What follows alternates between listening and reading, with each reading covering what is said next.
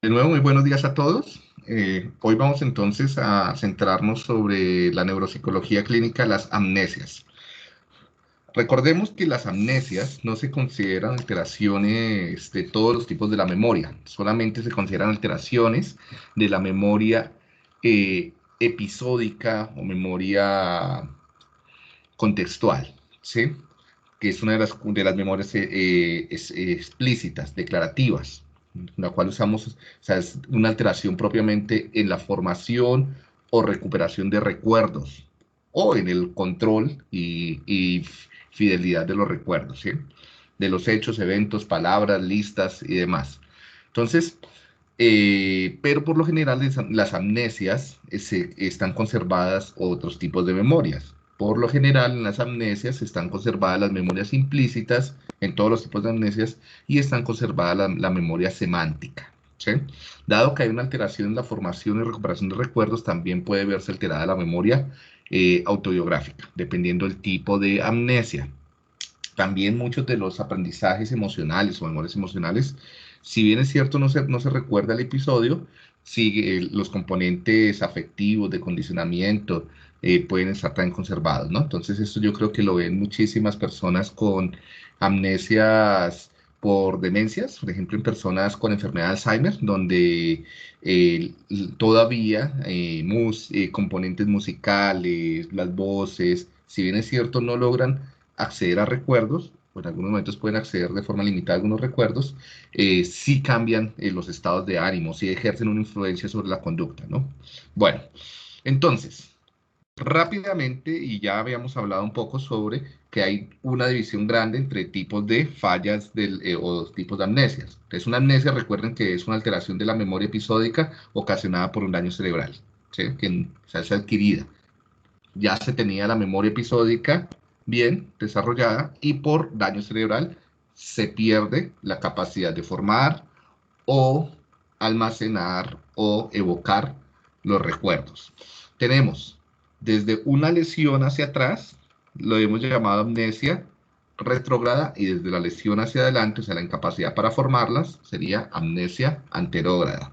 Y habíamos dicho que alrededor de la lesión hay otros tipos de amnesia, como la amnesia postraumática, ¿sí? Que sería principalmente en los casos de trauma craneoencefálico.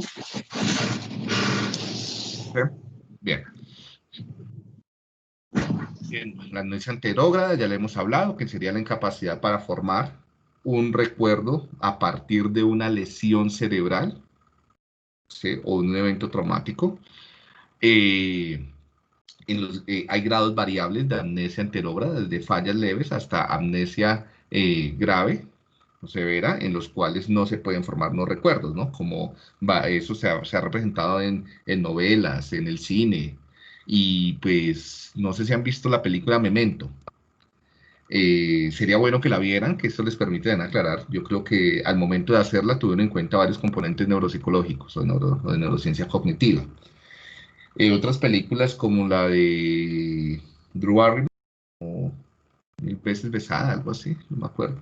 La de Adam Sandler, donde esa no es tan fiel, esa sí tiene varios errores en la trama con respecto, o sea, los casos no se ajustan como tal a ese tipo de alteraciones.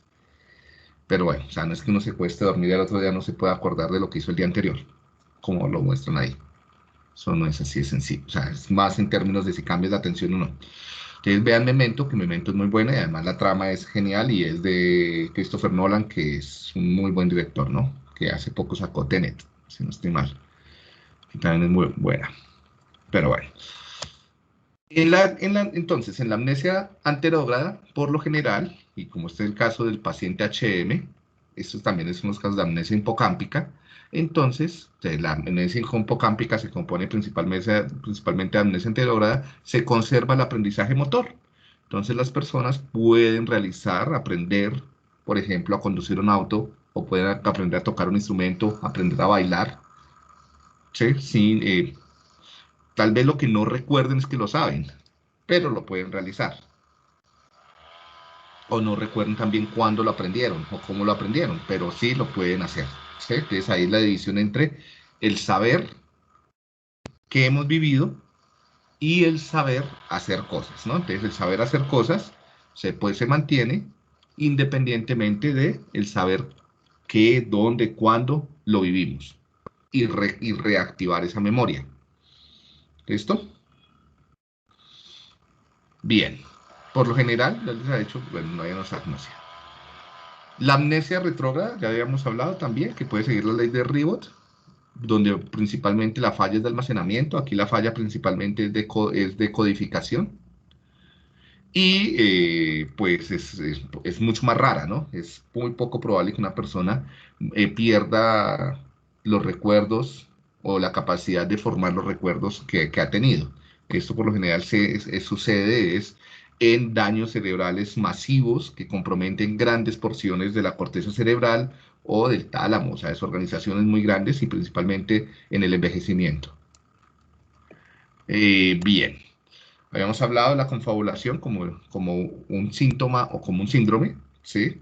Como un síntoma en varios tipos de demencias, de amnesias o de daños prefrontales, y como un síndrome, como un tipo de amnesia particular en la cual se pierde la capacidad de recuperar o se pierde la capacidad de mantener el control sobre la recuperación sobre de las memorias, sobre la formación de las memorias que ya teníamos, o sea, que habíamos vivido. O sea, esa supervisión no es tan precisa, por lo cual da lugar a gran cantidad de intrusiones y delirios, ¿sí? Que muchas veces son los que se denominan confabulaciones. Bueno, hay un caso de confabulación, ¿cierto? Uno de los casos es de confabulación. Sí, Sí, Diego. Bien, entonces no voy a entrar a profundizar sobre el caso, que imagino que es este mismo. Bueno, en la amnesia hipocámpica, ¿sí? Tengan cuidado porque es que el nombre es tramposo, porque esto lleva a un mito en neuropsicología principalmente, o en neurociencias cognitivas en general, y es creer que el hipocampo es solamente el responsable. No, en la amnesia hipocámpica no se debe a daño solo en el hipocampo, sino por lo general es a regiones también cercanas o que rodean los hipocampos, es decir, a perihipocampales, o parahipocampales mejor. ¿Sí? Entonces, la amnesia hipocampal o hipocámpica, por lo general tiene daños bilaterales en los dos hipocampos, en la corteza que los rodea y en los núcleos amigdalinos. ¿Sí? Por lo general, las lesiones, dependiendo de qué tan extensa sea la lesión y, y qué tantos también tractos comprometa, suele llevar a una amnesia grave. La, la, el, la, la gravedad del daño, pero también la permanencia del daño depende de qué tan extenso o qué tanto tiempo, sí, qué tan extensa sea la lesión. Sí, si compromete más áreas, más el hipocampo y las áreas y el del lóbulo temporal medial y de la amígdala, pues va a ser peor el pronóstico y peor la recuperación. ¿Sí? Como el paciente HM que nunca se pudo recuperar, nunca pudo recuperar su memoria episódica, nunca pudo recuperar la capacidad de formar nuevos recuerdos. Pero hay personas con lesiones, incluso con daño muy extenso en algunos de los hipocampos, que pueden vivir después de un tiempo vidas muy funcionales, o personas incluso con daños bilaterales en el hipocampo que pueden formar recuerdos. Sí, hay casos, incluso uno busca en internet y en foros sobre esto y hay muchos reportes de casos de personas que les extirparon solamente el hipocampo o porciones grandes del hipocampo y pues no pueden tener dificultades en algunas pruebas neuropsicológicas, pero en general logran mantener una vida bastante funcional, no como el paciente HM, ¿no? Entonces, para que separen esa idea que tenemos muchas personas de que hipocampo es igual a memoria episódica, no, no es el hipocampo, es todo este circuito que rodea el hipocampo, o sea, el lóbulo temporal medial, ¿sí? La amígdala, las conexiones, ¿sí? Todo ese circuito que vimos en la clase pasada. Entonces, en la amnesia hipocámpica tenemos amnesia anterógrada grave por lo general, o sea, en los casos más extensos, de lesiones más extensas, tipo paciente HM, tipo memento. La amnesia retrógrada es variable dependiendo de la lesión, y dependiendo también el coma, por lo general estas lesiones llevan a coma, entonces dependiendo el coma, entre mayor tiempo sea el coma, por lo general también es mayor la amnesia retrógrada. Entonces, por ejemplo, el paciente HM de alrededor de 2, 3 años, la amnesia retrógrada, o sea, él no recordaba mucho lo que ha pasado los meses anteriores a la cirugía, entonces él no recordaba la toma de decisiones para hacer la cirugía, cómo fue el proceso de hospitalización, él hizo unas cirugías antes que no le sirvieron, entonces tocó volver a hacer cirugías, todo eso como que no estaba. Suelen mantenerse los recuerdos más antiguos, ¿sí? Por la ley de Ribot.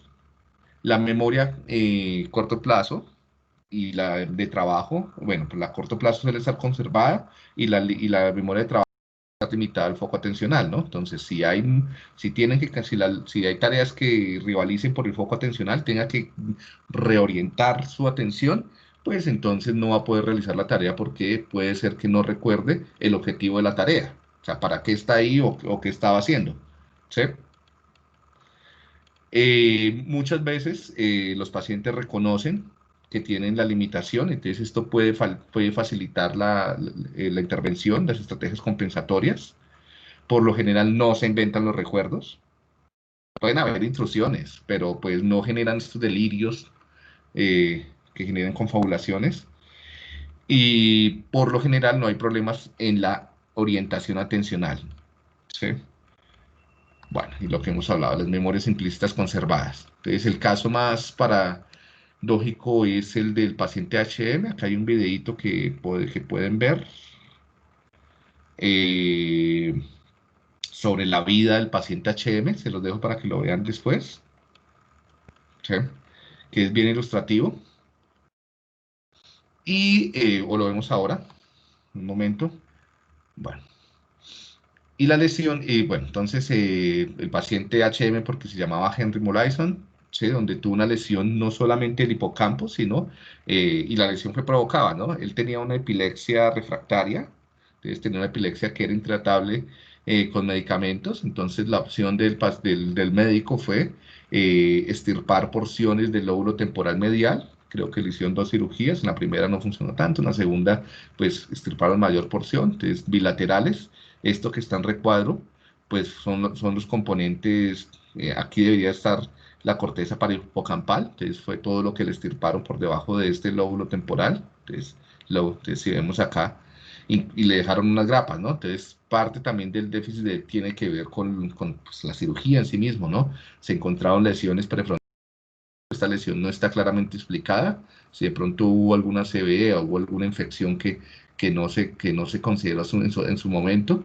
Adicionalmente, pues hay incluso, miren, como signos de las grapas que pusieron y diferentes lesiones masivas. ¿Sí? Entonces, el paciente HM no es un paciente sin hipocampo, es un paciente que fue sometido a una cirugía invasiva de altísima en la que le extirparon porciones bastante grandes del lóbulo temporal medial, ¿sí? Y que adicionalmente, pues, tuvo, pues, como todo paciente con cirugía del cerebro, diferentes fases en la recuperación que también explican los déficits, ¿sí? Entonces, no es solamente hipocampo. Aquí es un poco cómo este ha sido uno de los pacientes más estudiados, más publicados, sobre el que existe mayor cantidad de información, pero entre más información también más cantidad de mitos, ¿no? Entonces, si vemos desde el 53 que comenzó a ser estudiado hasta bueno, este es un estudio del 2001, o sea, de aquí para adelante pueden haber 100 estudios, 100 artículos más. Él murió creo que hace como 5 años. Incluso la muerte de HM fue un evento de gran difusión en el mundo. Recuerdo que en su tiempo, pues, llegaba por todo lado el enlace para ver online cómo diseccionaban el cerebro de HM y cómo lo iban tratando, ¿no? Entonces iban mostrando cómo iban cortando en rebanadas el cerebro de HM, ¿no? Entonces este ha sido el paciente más importante para la neuropsicología y para la neurociencia cognitiva. Gracias al paciente HM, pues surgieron gran parte de las teorías de la memoria que hemos visto. Sí, la división entre memoria a corto y largo plazo, sí, que es el modelo Atkinson-Shiffrin, eh, la división entre memorias implícitas, explícitas, y bueno, y además del aporte a la ciencia, pues el aporte a la cultura, ¿sí? Entonces, gran parte de novelas, películas, como hemos hablado, han sido basadas en el paciente HM. Bien.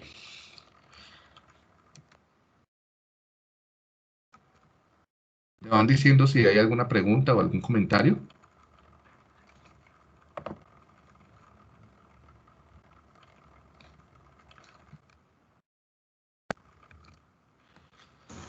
Yo, profe, ¿me puedes explicar, bueno, o más bien corroborar entonces, la amnesia anterograda sería un problema de codificación en la Sí, memoria por lo y general. la amnesia retrógrada sería de evocación, o sea, o de recuperación de esas memorias que ya estaban codificadas. Sí, ¿Sí? sí. No, de vocación no tanto, de almacenamiento. Pero porque si eran memorias que ya estaban de Por eso antes y se pierden. ok, listo, listo, listo. ¿Sí? Porque si fuera solamente, o sea, si estuvieran las redes que permiten reactivar esas memorias, entonces con claves tú lograrías volver a tenerla, reactivar los recuerdos o recuperar las listas de palabras, ¿sí? Entonces, o sea, si es solamente una alteración de vocación o recuperación, las claves incrementan muchísimo el desempeño. Pero en la amnesia retrógrada, las claves no ayudan tampoco. Es más, las claves pueden generar confabulaciones o intrusiones. ¿Sí? ¿Sí me hago entender, Juan Pablo? Sí, profe, sí, perfecto. Listo, listo. Entonces, hoy es 8, se me va volando. Bueno, la otra es la amnesia diencefálica. ¿Sí? Esto es una amnesia donde las lesiones son principalmente en componentes talámicos y los cuerpos mamilares. ¿Sí? El caso o los casos más populares o más conocidos de amnesia diencefálica es el síndrome de Korsakoff o de Wernicke-Korsakoff, ¿sí? Que es un síndrome causado por una desnutrición severa en el cual hay una falta de vitamina B1 y muchas veces también por consumo excesivo de alcohol, ¿sí?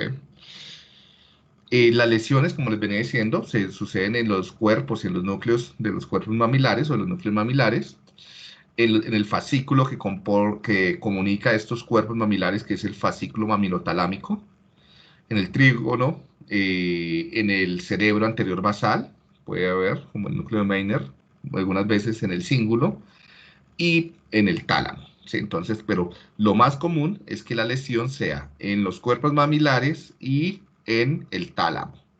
¿Sí? O en los tractos que comunican estos circuitos. Si se dan cuenta, es muy lo que está, o sea, son estructuras que son mediales, que están ahí encima del quiasma o dorsales al quiasma óptico y al polígono de Willis, ¿sí? Ahí en la base del cráneo, donde se sienta el encéfalo.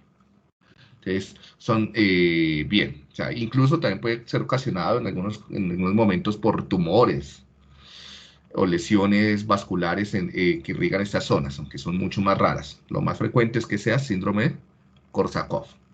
Pero también, pues, lesiones vasculares y lesiones y tumores pueden generar ese tipo de alteraciones. Los tumores en estos lugares son de muy mal pronóstico, son muy difíciles de operar, porque es casi imposible llegar a este lugar del encéfalo, ¿sí? O sea, no hay una vía directa que te permita llegar sin atravesar y dañar un montón de cosas.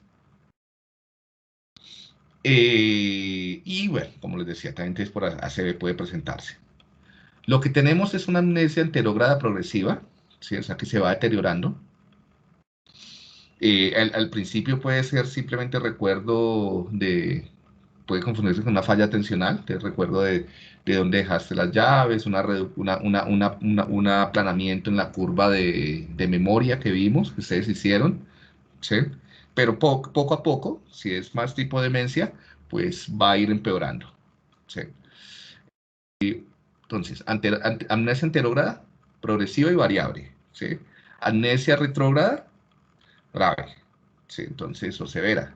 Entonces, estos sí van perdiendo rápidamente recuerdos, también como con la ley de Ribot, ¿sí? Y también puede llevar a una alteración de desorientación espaciotemporal, ¿sí? Que conlleve a confabulaciones, entonces, o asociada con confabulaciones. Entonces pueden crear todo un delirio sobre que están en otra época, ¿sí? Por ejemplo, que están lo que vivieron hace 20, 30 años, olvidando gran parte de su vida, desconocer a la familia, desconocer hechos de su vida, desconocer el momento actual, no saber, obviamente, distorsionar el año, la época, el lugar, lo que hacen, ¿sí?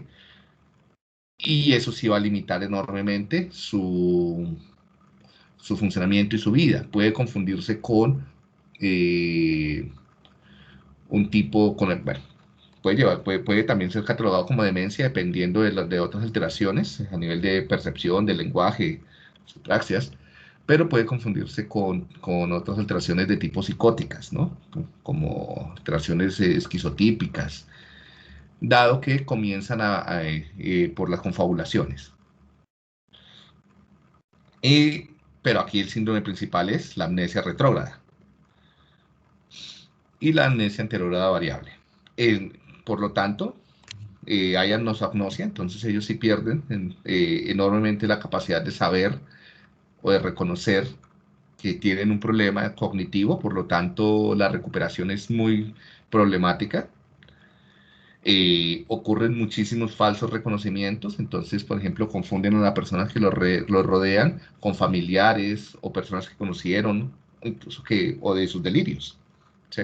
Entonces, falsos reconocimientos, alucinaciones, y en algunos casos puede también estar relacionado con apatía, entonces pueden haber también síntomas de pseudodepresivos, como falta de incentivo, pérdida de las ganas de hacer cosas. Esto puede ser variable, dependiendo de los casos. Aquí vemos un caso de una amnesia diencefálica, en este caso es por un tumor, ¿sí? En el tálamo, y que afectó varios componentes mediales y basales, ¿sí? Aquí vemos un caso de síndrome de Korsakoff. Bueno, ninguno tiene que exponer sobre esto, ¿no? Aquí está el enlace donde está publicado el caso. Es difícil encontrar estos casos, son muy, muy extraños. Es muy raro que una persona en la vida actual tenga un caso tan severo de desnutrición y alcoholismo. En este caso, entonces, lo que vemos es una lesión grande en estos componentes mediales y basales que afectó los cuerpos mamilares. Es una atrofia severa de los cuerpos mamilares, ¿sí? Y además una alteración en varios tractos. Entonces aquí vemos, principalmente en los tractos mediales mamilotalámicos y demás, conservando otros. Entonces, el caso es de un hombre de 54 años que está bebiendo desde los 10 años, con una depresión severa en los últimos 10 años, y pues con una severa amnesia. Quienes le pueden leer el caso si les interesa. Entonces, en este caso tenía una severa amnesia anterógrada, también retrógrada, que comenzó con episodios depresivos. Entonces, él lo llevan al principio es porque tiene episodios depresivos. El psiquiatra pues le receta antidepresivos y adicionalmente comienza a tener pues alucinaciones, falsos reconocimientos, falta de reconocimiento de la familia, que después se confunde con una esquizofrenia. Sí, hasta que por fin se hacen neuroimágenes y hacen pruebas neuropsicológicas en las que se dan cuenta que lo que tiene, lo que coincide es con un síndrome Wernicke-Korsakoff. Vemos que también había una lesión grave en el cerebelo, ¿sí?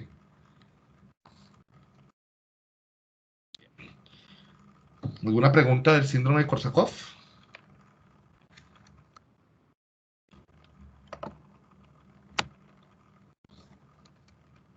No, Diego, todo claro. Aquí hay un... Diego, yo sí tengo una pregunta. Dime. Es que Pues creo que ya lo has explicado, pero es que no me queda muy claro. La ley de Ribot, no sé cómo se dice. Que se van, sí, Ribot, que se van perdiendo los recuerdos desde los más cercanos a los más lejanos. O se va perdiendo la capacidad de evocarlos o de recrearlos. ¿Sí? Eh, bueno, acá está el caso, que es narrado por las hijas también. ¿Sí? Del señor que les estaba contando. Entonces está un poco como todo su descripción. Es una descripción bonita y interesante porque es una descripción desde la familia, entonces no es una descripción clínica. Sí, bueno, eso las dejo por si después quieren como revisar un poquito, como la vida de estas personas. ¿Quién preguntó? ¿Verónica? Sí, Verónica.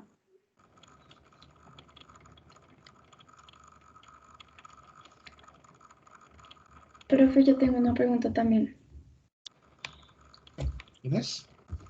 Sofía Camacho. Dime, Sofía. No sé si este síndrome de Korsakoff puede ser rehabilitado como por un neuropsicólogo, ¿no? Eso tiene que ser como con fármacos, ¿no? Es un equipo de terapeutas, ¿sí?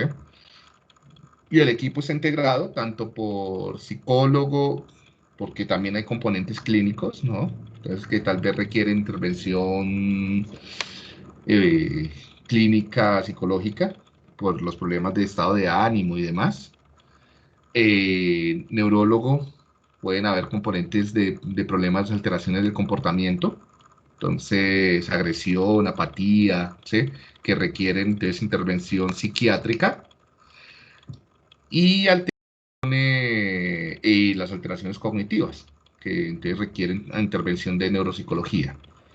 Muchas veces también participan, dependiendo de las lesiones o de los síntomas, fisioterapeutas o terapeutas ocupacionales para generar, o sea, como la pérdida funcional es tan grande y progresiva, entonces necesitan que aprendan a hacer nuevas cosas para que ganen funcionalidad.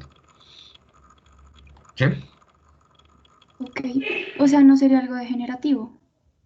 Puede llegar a ser degenerativo en algunos casos. En otros no, dependiendo del momento, dependiendo de la lesión, otros síntomas comórbidos, de la calidad de vida.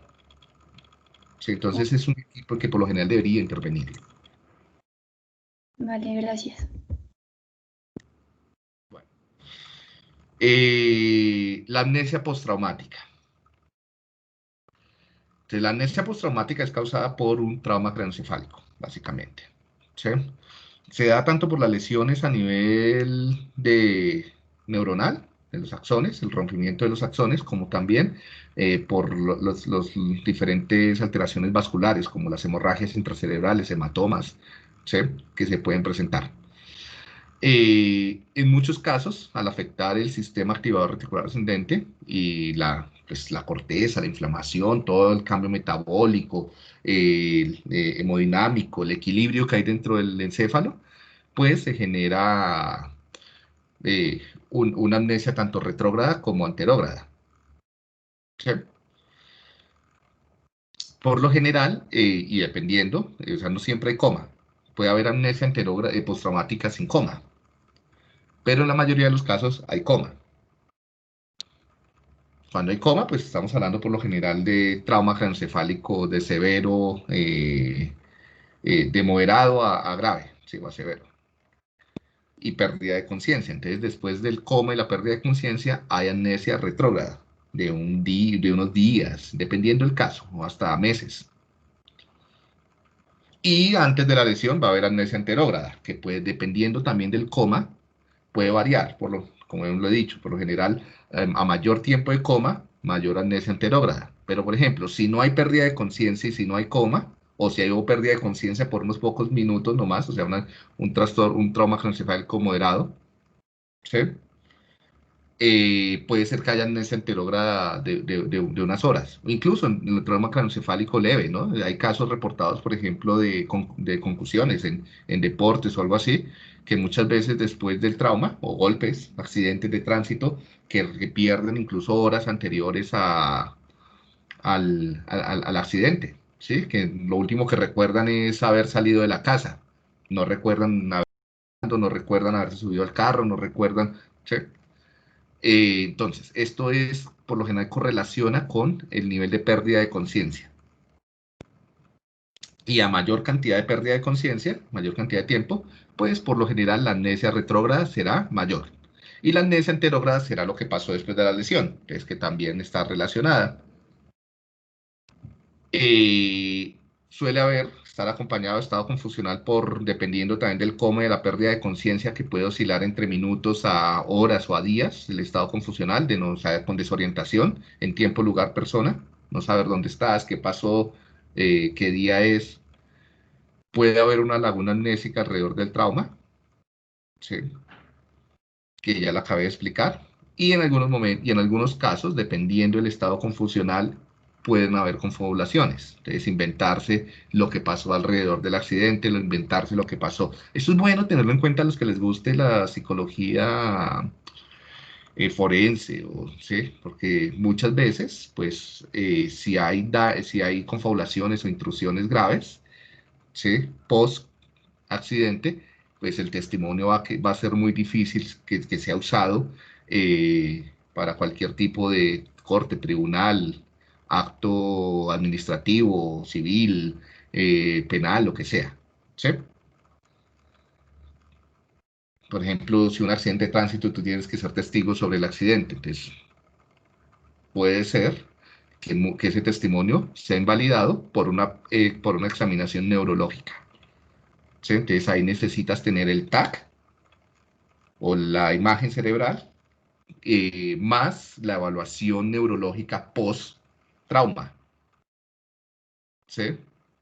Ahí no hay tiempo de hacer entonces la prueba de tamizaje, las pruebas de Glasgow. Entonces, si tú ves que el glauco está bajito y hubo de pronto inflamación, hubo pérdida de conciencia, podrías desmontar un testimonio de una víctima de un accidente o algo así, un sobreviviente, por las confabulaciones. Porque los recuerdos, como hay que recrearlos, se pueden recrear distorsionados. Y hay bastantes casos de esto. ¿Alguna pregunta sobre esta amnesia postraumática? No, profe. Bien. Amnesia global transitoria. Esta es una amnesia. Creo que también hay un caso en el libro de casos en neuropsicología clínica por casos. Eh, y son amnesias un poco más raras. Por lo general son amnesias que suceden en epilepsias, ¿sí? O en algunos trastornos metabólicos, ¿sí? Por ejemplo, hipoglucemia. El inicio es agudo, o sea, cuando decimos inicio agudo es de un momento a otro, o sea, que no es algo que vaya siendo gradual o crónico, Korsakoff, como el Alzheimer, sino que el inicio es de un día de un segundo para otro, de un minuto para otro, comenzó a tener, a dejar, a desorientarse y a dejar de recordar cosas sin pérdida de la conciencia, por lo general. Sí, que a diferencia de la postraumática, que no hay pérdida de la conciencia, o de la psicógena, que también puede haber pérdida de conciencia. Aquí no hay pérdida de conciencia, o sea, la persona sigue orientada en tiempo, lugar y persona. La persona sabe quién es, sabe dónde está, ¿sí? Lo que pasa es que puede perder la capacidad de generar recuerdos o de recuperar algunos. Puede durar de horas a días. Suele ocurrir, como les decía, por fallas en la perfusión, es decir, en la irrigación sanguínea, en el lóbulo temporal medial. Puede ser también, por ejemplo, por una anoxia hipoxia. Por ejemplo, puede presentarse en personas con problemas respiratorios, ¿sí? Eh, que no están saturando adecuadamente. O en personas, como les decía, por problemas metabólicos, como una hipoglicemia, o en personas con problemas de irrigación, ¿sí? Puede incluso anteceder a un ACV. Bien. Profunda amnesia anterógrada, o sea, no Diego, pueden. una pregunta. Dime. Perdón, ¿qué es lo que es perfusión? Irrigación sanguínea. Gracias. Bueno, entonces, Por lo general, en estos casos lo que sí vemos es una severa o una grave amnesia anterógrada. Entonces, de un momento para otro, no pueden crear recuerdos. O sea, si tú le haces una prueba, una curva de memoria a una persona durante un episodio de amnesia global transitoria, la curva de memoria va a ser plana. ¿Sí? No recuerdan las palabras a largo plazo. No vemos esa curva ascendente. Y obviamente, pues a largo plazo tampoco.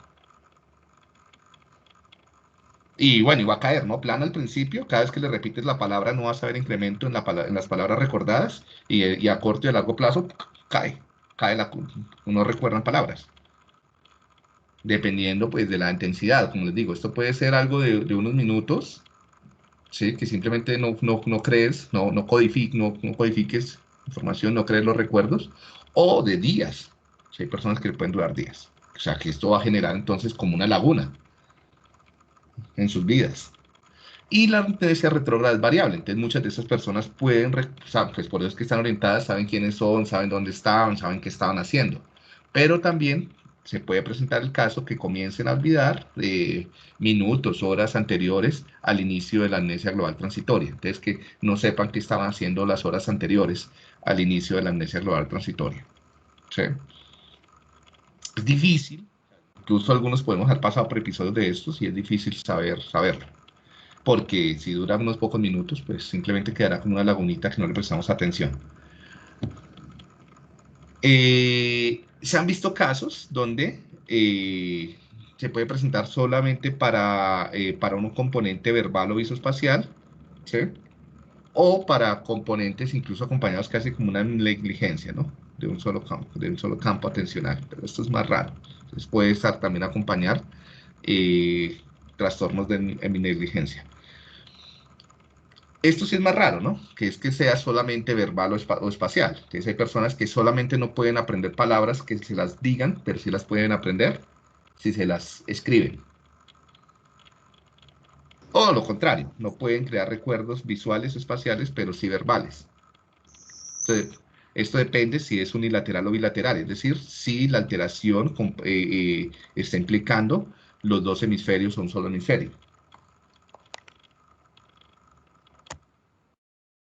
Conservación de memorias no episódicas, bueno, pues sí, pueden aprender conceptos y pueden aprender a hacer cosas.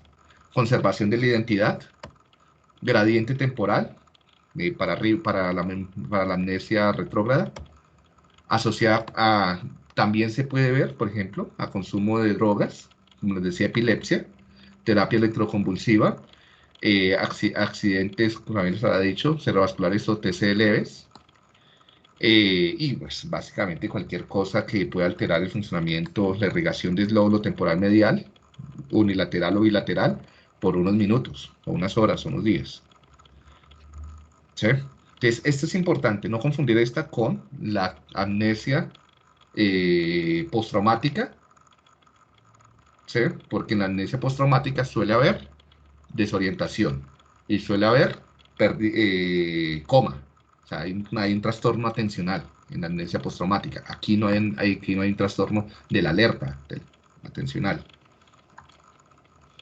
Diego, una pregunta. Cuando se Dime. compromete la memoria verbal y bioespacial, Listo. ¿qué áreas específicamente están comprometidas del cerebro? No, esto es lóbulo temporal. Ok. Medial, sino que depende dependiendo del cableado del cerebro de cada persona, entonces muchas veces puede tener una mayor asimetría o especialización por ejemplo, en los componentes verbales. Personas que tienen fuertemente especializados componentes verbales hacia el hemisferio izquierdo. Y si, por ejemplo, lo que es la falta de oxígeno es hacia el hemisferio izquierdo, porque se tapó, por ejemplo, por un bloqueo, entonces puede tener mayor cantidad de limitaciones en la formación de recuerdos verbales, ¿no? Claro, esto tiene que ser muy específico hacia las arterias mediales que están irrigando estas zonas. ¿Sí? Si son más masivos, pues no solamente va a tener amnesia global transitoria, sino puede también comenzar a presentar otras fallas, ¿no? Como un tipo de afasia, como un tipo de otros componentes. ¿Sí? Por eso les decía que puede ser el antecedente incluso de una CB un poco más complicado. o puede ser algo transitorio, simplemente después se irrigó bien y no dejó lesiones. ¿Sí? O sea, porque se destapó no la arteria que estaba taponada, el vasito que estaba tapado. O ya comenzaste a respirar mejor, o ya pasó el efecto de la droga, ¿sí? O la epilepsia. Bueno, amnesia frontal. Entonces, por lo general son lesiones prefrontales, su nombre lo dice. Suele también estar acompañada de alteraciones ejecutivas, suele ser como una proyección de un síndrome disejecutivo, más cognitivo, más dorsolateral. Sí, entonces, esto puede coincidir con el síndrome disejecutivo dorsolateral, en la medida en que también afecta pues, mecanismos de control atencional y de control ejecutivo. Se ven alteraciones en la memoria de trabajo principalmente por fallas de control atencional, fallas en la memoria de trabajo también, fallas en el monitoreo de la memoria, que es la metamemoria, saber qué se ha vivido y qué no se ha vivido. Por lo tanto, uno de los síntomas va a ser intrusiones y confabulaciones. Puede haber anosognosia, puede haber como alteración cronológica, como saber en qué momento vivieron qué cosas y dónde lo vivieron, como amnesia de la fuente, no saber dónde vivieron qué o cómo lo vivieron. Incluso si hay confabulaciones pueden distorsionar los recuerdos, o sea, de dónde los vivieron. O sea, crean el recuerdo, pero no saben dónde lo vivieron y con quién, o sea, distorsionan el contexto en el que crearon ese recuerdo. Muchas veces hay fallas para planificar, para decir, por ejemplo, yo este fin de semana voy a hacer tal cosa, ¿sí? Y mejora, la memoria mejora por lo general con el uso de claves. Entonces, esta amnesia frontal, si tiene los componentes disejecutivos, entonces no sería solamente amnesia por confabulaciones, por confabulación, ¿sí? Si es solamente confabulación, pues entonces no es una amnesia frontal propiamente dicha. Si va acompañado de los síndromes disejecutivos, entonces pues es mejor llamarla amnesia frontal, ¿no? Estas clasificaciones, recuerden que dependen mucho del autor, del libro, son como algunas son más genéricas, se comparten por una mayor cantidad de personas, pero estas más como extrañas pueden cambiar entre autores. ¿Sí? Lo importante es que ustedes Profe, sepan como los síntomas y demás. Dime. ¿Será que tú puedes repetir a qué hace referencia amnesia de la fuente? Que no recuerdas o distorsionas el lugar, el momento, el contexto en el que se creó el recuerdo. ¿Sí? Entonces, por ejemplo, eh, el, no sé, en algún momento del sábado dime algo que hayas hecho. Em, bueno, pues creo que fui a mercar. Listo. ¿A qué supermercado? No, mentiras, creo que se fue el viernes. No, la verdad no me acuerdo bien. No. Ese es otro tipo de amnesia. Digamos que fuiste a mercar el viernes. Entonces, digamos el viernes. ¿A dónde fuiste a mercar? Fuimos a Café en Floresta, el éxito de Café en Floresta. Listo. Ibas acompañada, me imagino. Sí, Bien. ¿Podemos saber con quién? con mi mamá y mi hermano mayor. Listo. Entonces tú puedes decir, sí, mire, es que yo estuve haciendo mercado, pero entonces ese día estábamos en Medellín y entonces estábamos en un éxito que queda cerca al poblado y estábamos, entonces cambias a tu mamá por una amiga y estábamos con dos amigos porque es que estábamos de vacaciones. ¿Sí?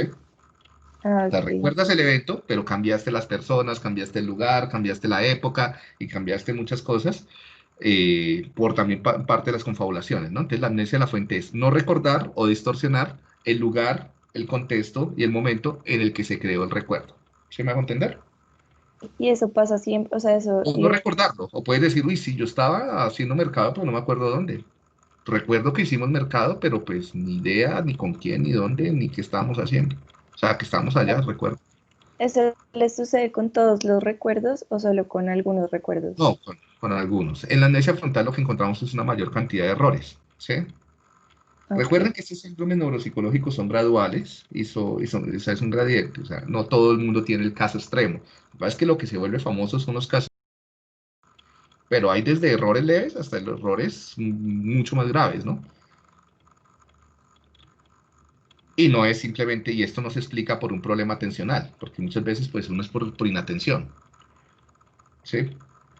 Aquí claramente hay también unas alteraciones significativas en las pruebas neuropsicológicas. Entonces, cuando haces pruebas de memoria de trabajo, cuando haces pruebas, las curvas de memoria, vas a ver un incremento enorme en la cantidad, por ejemplo, en la curva de memoria, aquí vas a tener una gran cantidad de intrusiones, palabras inventadas, ¿sí?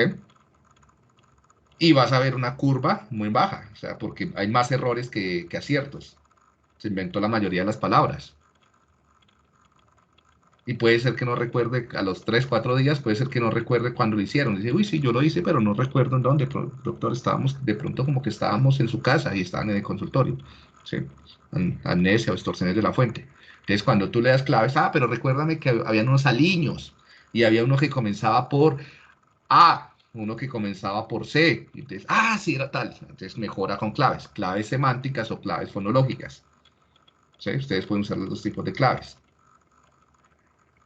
O claves contextuales. ¿Sí? Sí, gracias, profe. ¿Quién preguntó?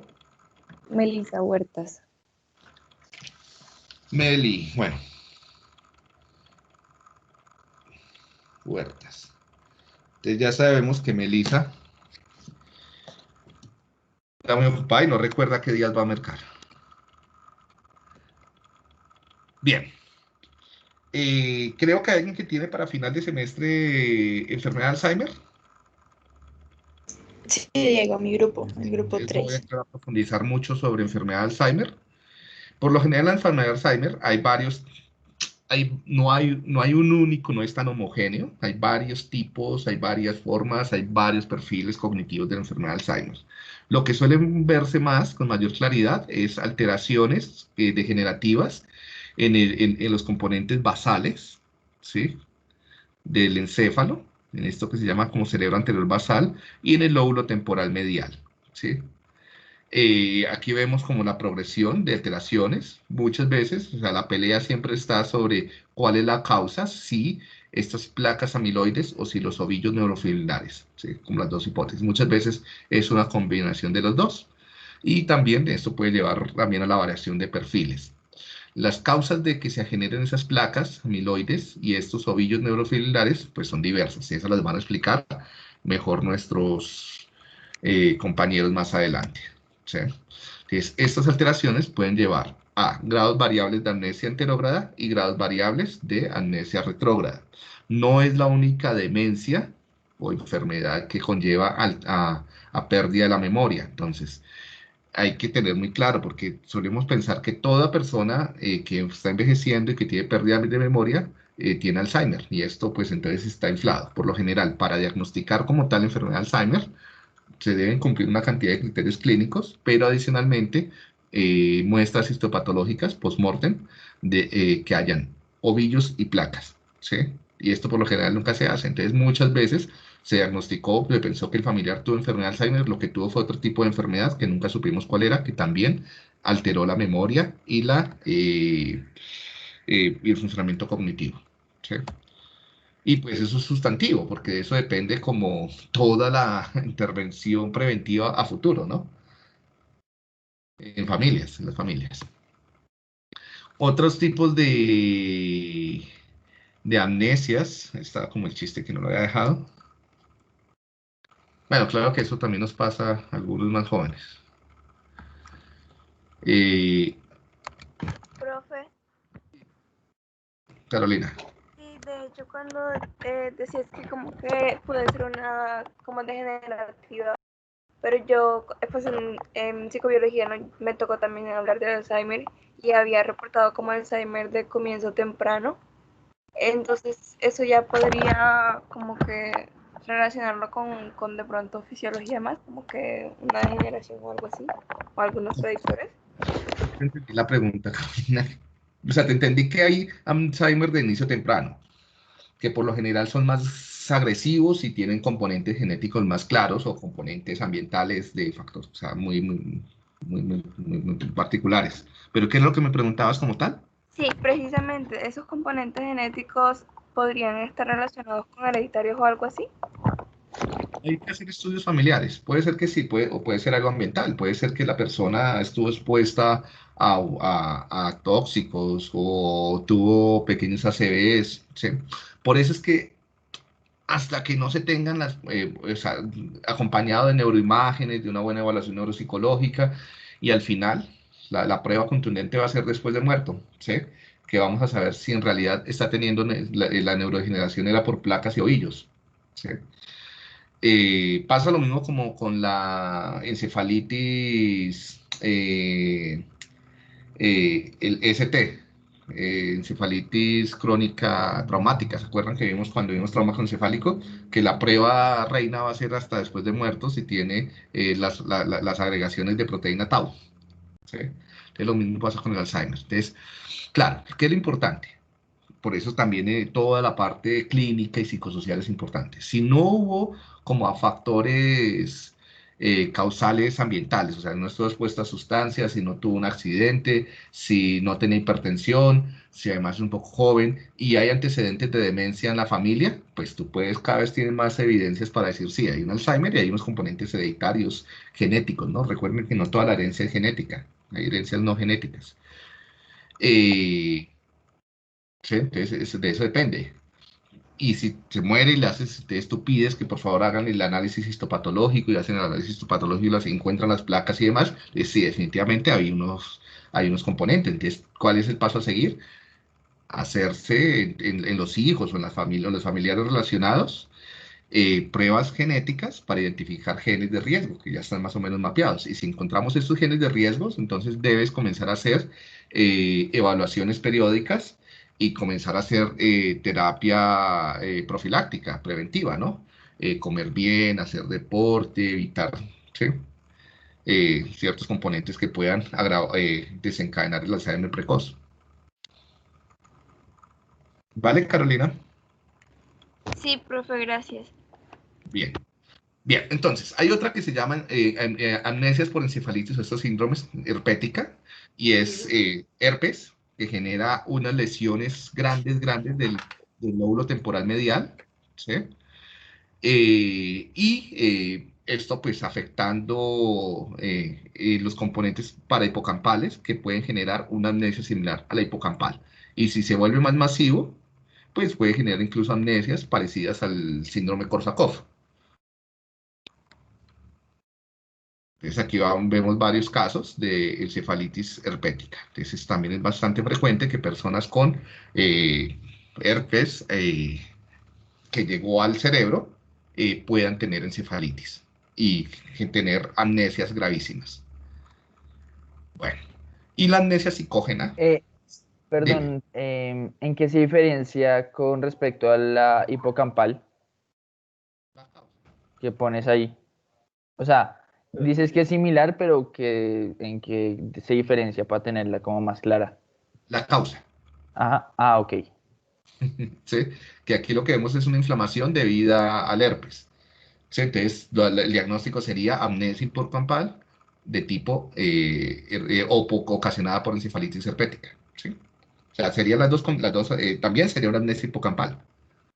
O sea, la amnesia hipocampal o hipocámpica se da tanto por el lugar de la lesión como por el tipo de amnesia. O puedes decir encefalitis herpética con lesiones hipocampales o parahipocampales y con una severa amnesia anterógrada. ¿Sí? O sea, muchos de estos no son excluyentes. ¿Sí me hago entender? Sí, gracias, Diego. Listo, listo, listo. Además, como los reportes. Entonces, pues siempre deberías reportar la causa. En este caso es encefalitis herpética. Deberías reportar las áreas lesionadas y deberías de reportar la alteración funcional, que sería la amnesia anterógrada. Bien.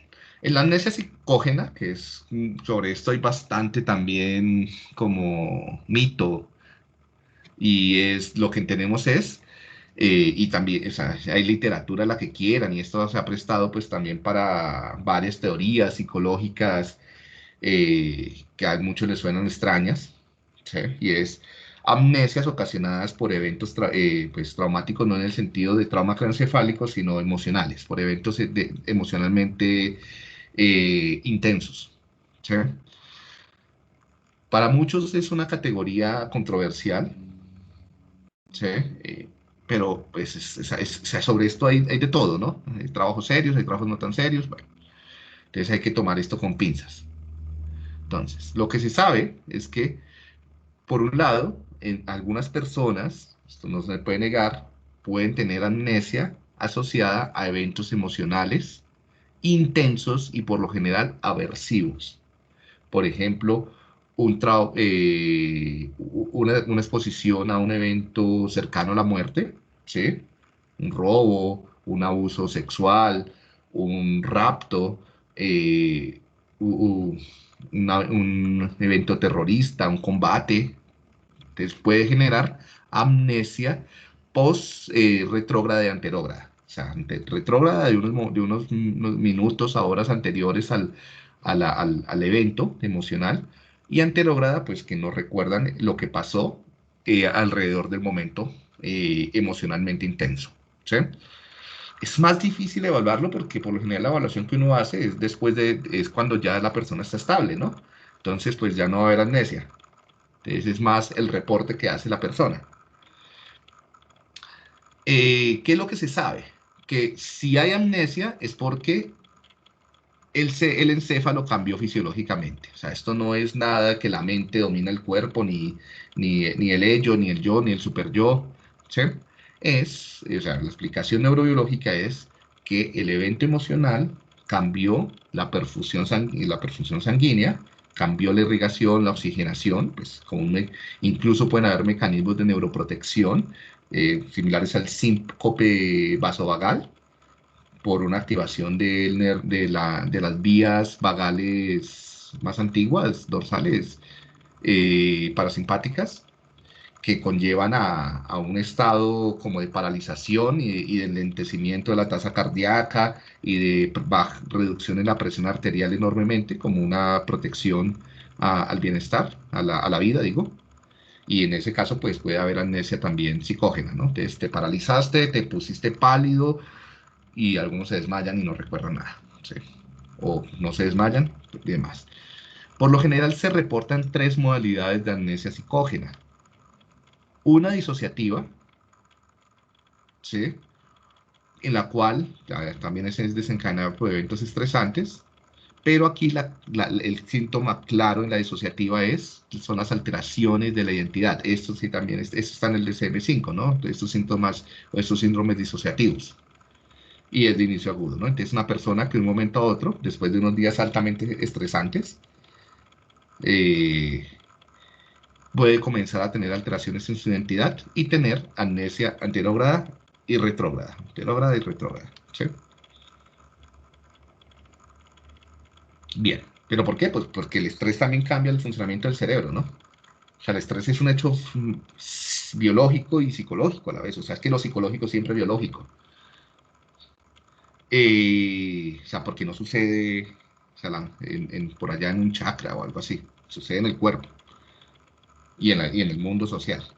Bueno, la otra categoría que se suele mencionar es como una amnesia psicógena selectiva, solo para eventos traumáticos, y esto pues es mucho más raro y son muchos más extraños los casos, ¿sí?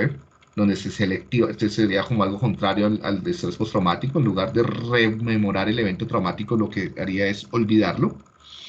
Esto ha llevado, por ejemplo, a fortalecer teorías como de los mecanismos de defensa,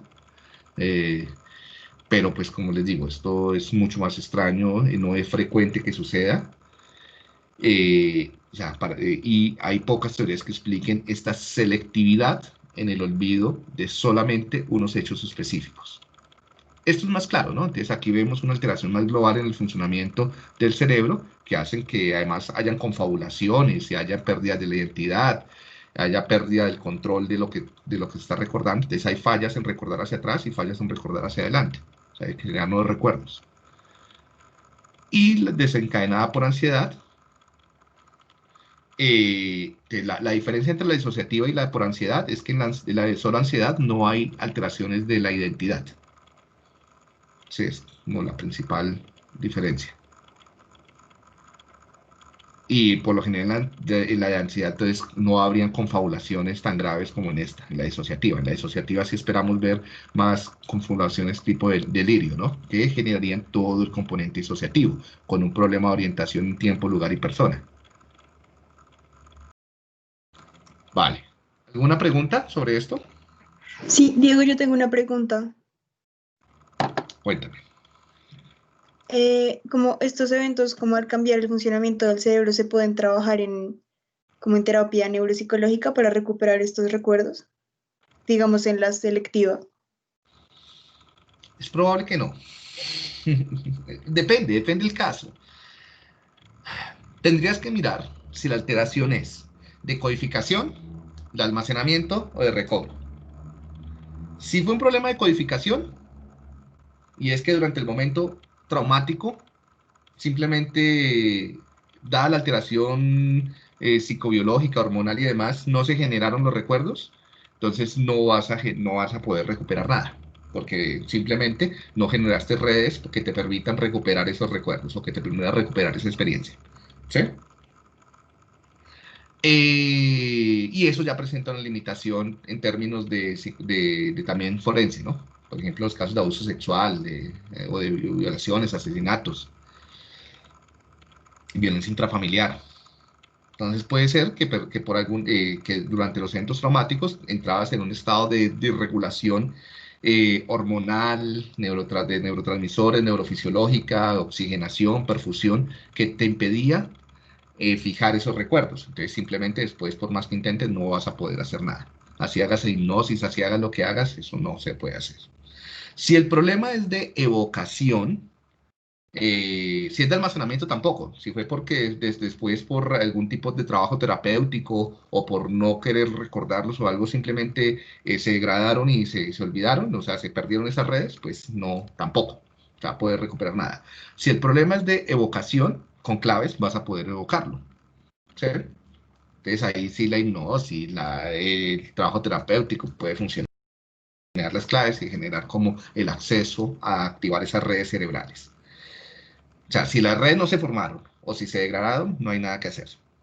¿Sí? Si más o menos hay huellas, hay trazas, podría recuperarse. Tienes que tener mucho cuidado con esto. Es que es por donde yo decía. Recuerden que la memoria no son recuerdos que estén almacenados en ningún lado. Eso es una recreación. Entonces, en tu afán de recuperar, puedes generar falsos recuerdos.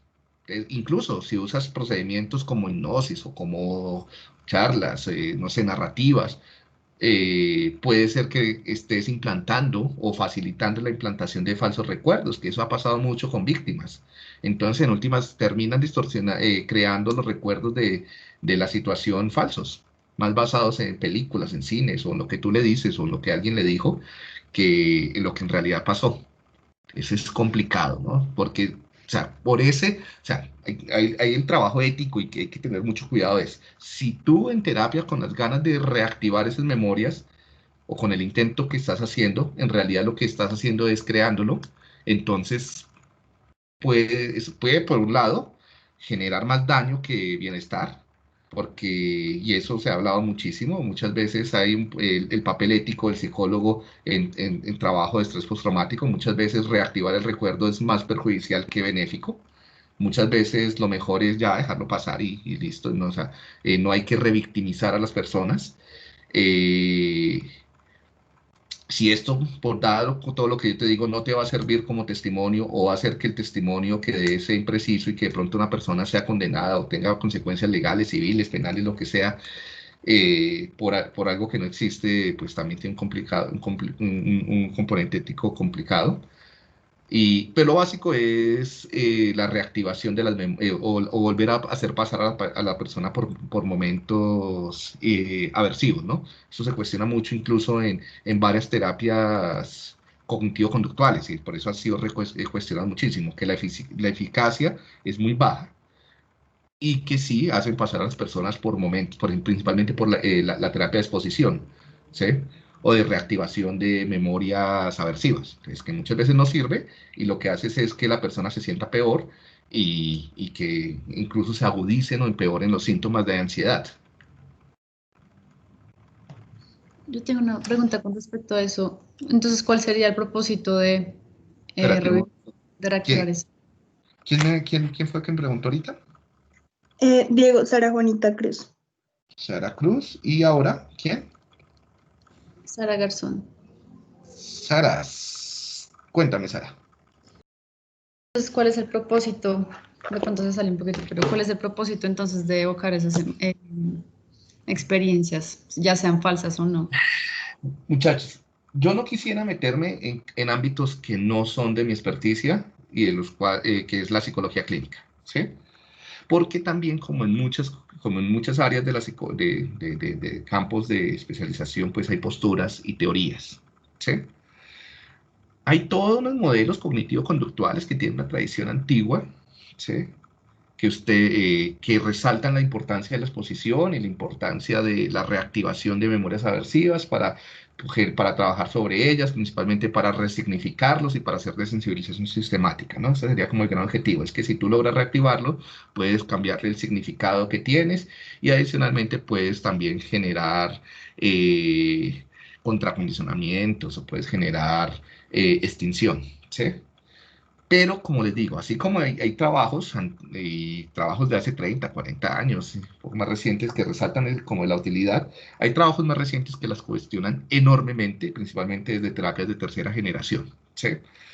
Como no soy experto en clínica y puedo cometer o puedo sesgar sus percepciones hacia lo que ustedes puedan, prefiero no dar mi opinión tan contundente al respecto, ¿sí? Entonces, lo único que les digo es que se ha cuestionado, y desde neuropsicología o desde neurociencias, hay cuestionamientos, y también desde psicología clínica, éticos, conceptuales y fisiológicos a la reactivación de memorias también, ¿sí? Entonces, simplemente cuando ustedes lo vean en psicología clínica, lo podrán discutir con mayor cantidad de argumentos, ¿sí? Desde otros modelos, con otros conceptos. ¿Sí me hago entender, Sarita? Sí, Diego, gracias. Sí, claro, o sea, porque yo te puedo decir, no, no sirve, pues esa es la literatura que yo he visto, pero pues tu profesor de clínica te puede decir, no, mire, sí, esto, y te puede dar una cantidad de argumentos.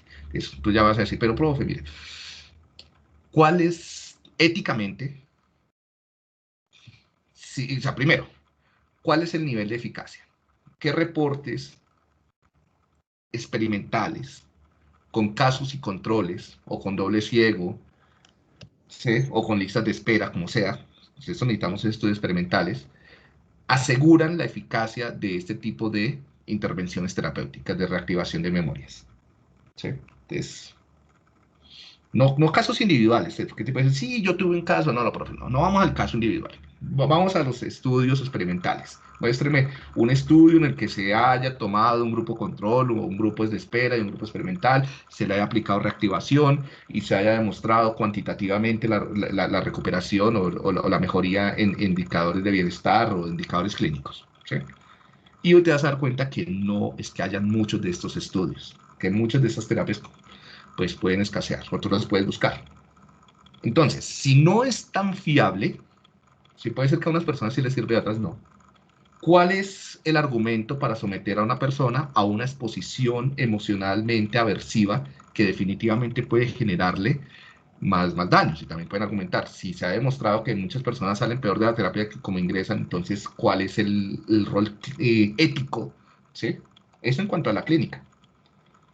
Ahora, en cuanto a los componentes forenses, es, bueno, ¿qué hacemos si a una persona la pueden mandar a la cárcel por 30, 40 años con un testimonio que puede estar lleno de falsos recuerdos? ¿Sí? O también, lo que les decía, ¿cuál es tu control sobre la intervención cuando tú sabes que lo que le estás diciendo en terapia no solamente está reactivando memorias, sino está creando memorias? Que entonces lo que está pasando en terapia puede crear memorias que las puedes usar para mejorar el bienestar de la persona como para empeorarlo, ¿no? ¿Vale? Listo. Eso yo creo que lo importante es que lo usen pues, para discutir sobre las terapias o las posturas clínicas. Bien. ¿Alguna pregunta más? No. Para terminar. Bueno, y hay estudios más raros que, por ejemplo, han hablado de amnesia extracorpórea. Acá está el video de cómo se hace de cómo se hizo esta investigación. ¿Sí? Y entonces, en este estudio lo que se habla es que la percepción del cuerpo es esencial para crear memorias. O sea, que tú necesitas estar sintiéndote dónde estás para crear tus memorias. ¿Sí? Esto apoya, por ejemplo, las posturas corporizadas de la cognición. O sea, que en realidad la memoria no está en el cerebro, sino está distribuida por todo el cuerpo. ¿Sí? En estos experimentos a una persona se le leen un grupo de palabras estando parada frente a un experimentador y después a otro grupo de palabras con un dispositivo de realidad virtual donde se le crea la sensación de que su cuerpo está desplazado detrás del experimentador o a un lado del experimentador. ¿Sí? O sea, yo puedo crear ilusiones, yo puedo jugar con la percepción del cuerpo de una persona como la mano de goma, pero entiendes en este caso con realidad virtual, con todo el cuerpo, ¿no? Que tú sientas que tú estás en otro lado. ¿Sí? O sea, por ejemplo, aquí la persona con señales somestésicas y con señales visuales comienza a sentir que ella no está al frente del experimentador, sino que realmente lo está viendo por detrás. Eso es fácil de hacer en un laboratorio. Y entonces tenemos las tres condiciones, ¿no? Así lo verías cuando estás al frente, como me están viendo, digamos, ustedes por la pantalla. Si yo les pongo en realidad virtual, puede ser que lo comience a ver, que está detrás o que está de un lado, ¿sí? Lo que se ve es que las experiencias fuera del cuerpo, o sea, estas dos, generaron una reducción en el recuerdo del episodio, ¿no? Entonces las personas comenzaron a recordar menos hechos de lo que habían vivido, o sea, distorsionaban, incluso se puede llevar también a confabulaciones, distorsiones de lo que vivieron. Y adicionalmente, una reducción en la cantidad de palabras. ¿Sí? Entonces, la cantidad de palabras se recuperaba más si tú tenías experiencias corpóreas y era diferente si tenías experiencias extracorpóreas. ¿Sí? Entonces, no crean nada de eso de lo que vivieron durante ese episodio de desdoblamiento, que en realidad no se desdoblaron, simplemente pues fue una experiencia extracorpórea. Bien. Ya lo último de alteraciones, ya esto no es una pérdida de la memoria, sino es una alteración en el recuerdo, ¿no? Entonces, ya habíamos hablado un poco de esto, que estas son distorsiones no patológicas, llamadas paramnesias, y tenemos del recuerdo. Entonces, las confabulaciones, distorsiones o fallas en el recuerdo, inventarse o intrusiones, tener información que no estaba presentada, falsos de recuerdos delirantes, ¿sí? Pseudología fantástica. Entonces hay personas que terminan teniendo recuerdos muy vívidos o fantasía, o crean historias tipo delirios y después terminan creyéndoselas. ¿Sí? No, la cleptomanía, esto no es serio, esto no es un tipo de alteración de acá. Y del recuerdo serían esas tres. Y las paramnesias del reconocimiento serían los falsos reconocimientos, ¿sí? Creer que una persona que tú no conoces es una persona que sí conoces. Mire, él es mi hijo, y es un desconocido. O confundir al hijo con el hermano, ¿sí? Pasa, por ejemplo, en enfermedad de Alzheimer, o en otras alteraciones.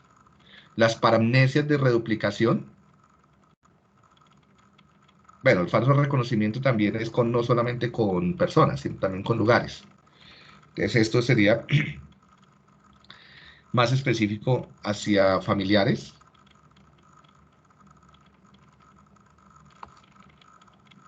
Y el déjà vu, que le hemos hablado, la sensación de lo ya vivido. Llamáis vu, el recuerdo sin reconocimiento. O sea, que tú dices, sí, yo lo recuerdo, pero no lo viví. Me lo implantaron. Y las amnesias, que por ejemplo son típicas en el trastorno de estrés postraumático, y es revivir un recuerdo con mucha intensidad. Bueno. Diego, una pregunta rápida. déjà vu, digamos, algo que es tan común y que tanta gente experimenta. No te escucho. ¿No me oyes? Ya, ahora sí. ¿Ahora sí? Sí. Ok. Que siendo el déjà vu algo tan común y algo que experimenta pues todo el mundo, digamos, o sea, no sería algo como anormal, ¿no? Como algo, No, digamos, no extraordinario. es. Sí, sí, sí. Pero no deja de ser una paramnesia, o sea, un error en la. Por eso te digo que aquí son distorsiones no patológicas. Estos nos pueden pasar varias de estas en diferentes momentos. Pero ahí sí hay síndromes que se componen por eventos recurrentes de algunas de esas paramnesias. ¿Sí? Y se ha logrado reconocer de dónde proviene, o sea, de qué parte o de qué tipo de error en el cerebro o en el funcionamiento surgen este tipo de paramnesias. En la clase pasada hablamos sobre eso. Por ejemplo, hay varias teorías sobre explicaciones del déjà vu y demás, ¿no? Es muy difícil estudiarlo experimentalmente, ¿no? Porque primero, tú en animales, ¿cómo sabes? No tienes el recuento verbal, ¿no? Entonces hay condiciones experimentales en modelos animales que dicen que son válidas para estudiar este tipo de errores, ¿sí? Entonces, donde hay falsos reconocimientos, o donde parece que la ratica creyera que ya estuvo en ese laberinto y nunca estuvo, ¿sí? Ese tipo de cosas. Y con base en eso, pues están las teorías que les contaba la clase pasada, ¿no? De alteraciones en los núcleos mamilotalámicos, o también síndromes de desconexión frontotemporal, o también Ah, sí, alteraciones de la organización del lóbulo temporal medial y en la comunicación con el tálamo, ¿sí? Eh, También pueden haber perfiles, o sea, personas que por cómo está cableado su cerebro son más proclives a ese tipo de paramnesias. Pueden presentar también alteraciones del sueño, entonces personas con alteraciones del sueño, que tienen muchas pesadillas, personas que tienen terrores nocturnos, de personas que tienen, entonces como tienen es un desbalance neuroquímico en su cerebro, son más proclives también a tener paramnesias. Entonces esto muchas veces puede confundirse como unos perfiles religiosos o hiperreligiosos o místicos o espirituales, ¿sí? Entonces, porque tú dices, no, pues yo percibo cosas que no han pasado y adicionalmente tengo sueño, terrores nocturnos, entonces los fantasmas se me sientan o siento que me mueven la cama o me veo a mí misma cuando duermo y siento que vuelo por todo. Sí, entonces, es en últimas una cantidad o sea, neurobiológicamente la explicación es que hay una cantidad de componentes neuroquímicos y neurofisiológicos que tanto generan eh, disomnio, parasomnios, o sea, alteraciones alrededor del sueño, como paramnesias. Y hay perfiles, personas que son más proclives a ese tipo de cosas. No quiere decir que estén enfermas, ni que tengan terapia, ni nada, porque si sus días son funcionales, pues bien, es una forma de funcionar.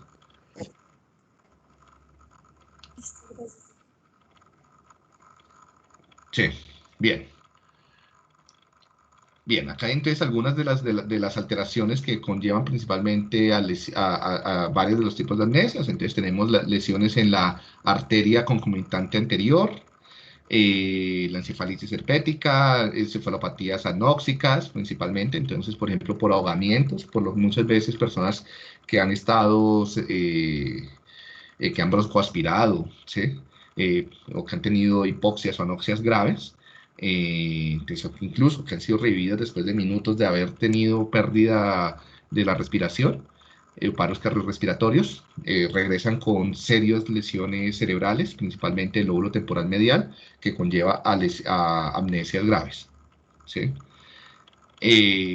ACV, sí, el síndrome de Wernicke-Korsakoff. La evaluación de la memoria, pues ya más o menos vimos. Primero, pues debes evaluar el estado de conciencia, que no hayan alteraciones de la salud grave en el momento de que vas a hacer la evaluación de la memoria. ¿Sí? Eh, si ves que hay problemas, por ejemplo, tipo delirium, psicosis, alteraciones médicas que comprometan su estado de conciencia, su estado de alerta, su estado atencional, pues lo mejor es no hacer la evaluación. ¿Sí? Evaluar también otros componentes, una evaluación neuropsicológica global, para ver si hay alteraciones del lenguaje, pues, para también descartar problemas afásicos, agnósticos, atencionales que expliquen mejor la alteración de la memoria, ¿sí? Y mirar si la falla de la memoria es estable o si es crónica, o si es transitoria o crónica, digo, ¿sí? Si es una falla transitoria, pues puede haber otros componentes. Si es crónica, pues puedes comenzar a dar diagnóstico de algún tipo de amnesias. ¿Vale? ¿Y cómo la evalúas? Pues evaluando la memoria de codificación, de corto plazo y de largo plazo. Y básicamente utilizas palabras, recuerdos de su vida autobiográfica, incluso recuerdos de caras puedes usar. Denominación también tareas de denominación y objetos visuales, ¿sí? Como lo hicimos. Y si no, pues que ustedes también, no solamente que los dibujen, sino también ver objetos y que después digan si por reconocimiento, ¿sí? Tanto. Listo. Creo que esto ya lo vimos, que fue lo que hicimos con ustedes, la curva de memoria de todos ustedes, la curva de memoria discriminada por sexos, donde pues hay diferencias pero no son significativas. Y en la curva de memoria para la tarea RE, que sí encontramos diferencias significativas, pero pues puede estar asociada con los poquitos hombres que hubo en la muestra. O sea, no es una muestra grande, ni que sea controlada. Bien, con esto damos por cerrado el tema de memorias.